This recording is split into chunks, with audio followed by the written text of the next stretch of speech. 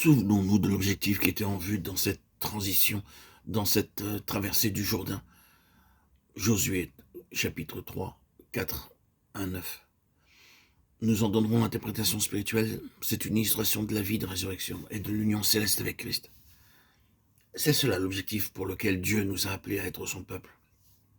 C'est précisément la chose pour laquelle le Seigneur nous a tous appelés par sa grâce. La résurrection et l'union avec Christ.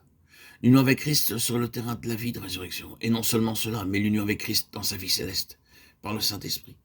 Cette union avec lui, comme c'est vrai dans le ciel avec tout ce que cela signifie. Cela, c'est l'objectif. C'est le minimum requis pour son peuple, par la volonté de Dieu. Si nous ne parvenons pas à cette union de résurrection avec le Seigneur Jésus, nous ne sommes parvenus à aucune union du tout. C'est-à-dire que dans tout ce qui est pratique et du domaine des valeurs de notre unité avec Christ, nous ne connaissons réellement rien. Il y en a beaucoup qui savent ce que peut être l'union avec un Christ vivant, mais qui ne connaissent pas ou très peu cette union céleste avec lui et tout ce que cela signifie. Est-ce que nous soyons parvenus à cela? Nous n'avons pas saisi l'objet même de notre salut. Nous sommes parvenus à la satisfaction de Dieu en nous sauvant. Nous devons voir ce que cela signifie. L'objectif étant clair devant nous, considérons plus précisément cette transition. Cette transition avait deux aspects. Premièrement, elle représentait une transition de l'autorité des ténèbres à l'autorité de Christ. Jusqu'alors, ce peuple avait été sous l'autorité des ténèbres, et cela malgré le fait qu'il était sorti d'Égypte depuis des années. Bien que depuis longtemps hors d'Égypte, l'Égypte venait juste seulement de sortir d'eux. Il est possible pour nous d'être sauvés du monde de manière extérieure, sans être sauvés de lui intérieurement. L'Égypte avait maintenu sa puissance intérieurement en eux au cours de toutes les années de désert. Cette génération était constamment disposée à revenir vers l'Égypte. Que ne sommes-nous morts par la main de l'Éternel dans le pays d'Égypte, Exode 16.3. Or, si nous étions restés en Égypte, c'était encore à l'intérieur et avait une emprise sur eux. Ils en avaient gardé le souvenir et s'imaginaient pouvoir être satisfaits là-bas. Ils n'étaient pas complètement, absolument parvenus à cette émancipation qui nous fait voir une fois pour toutes qu'il n'y a absolument rien dans ce monde, rien du tout.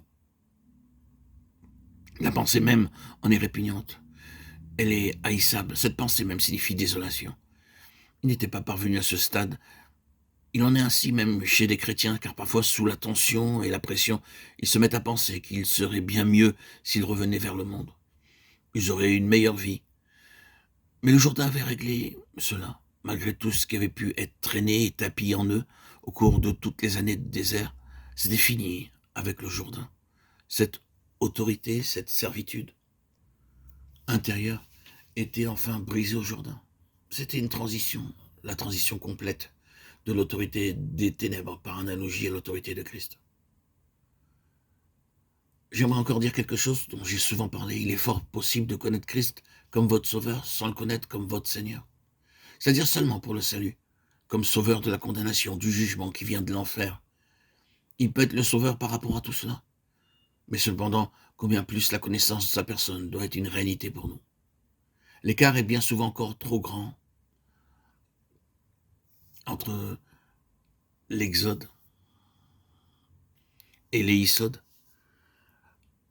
Ce terme grec, ésode, signifiant un accès, une entrée, par opposition avec le terme exode, qui veut dire une sortie, dont l'orthographe varie peu dans le texte original.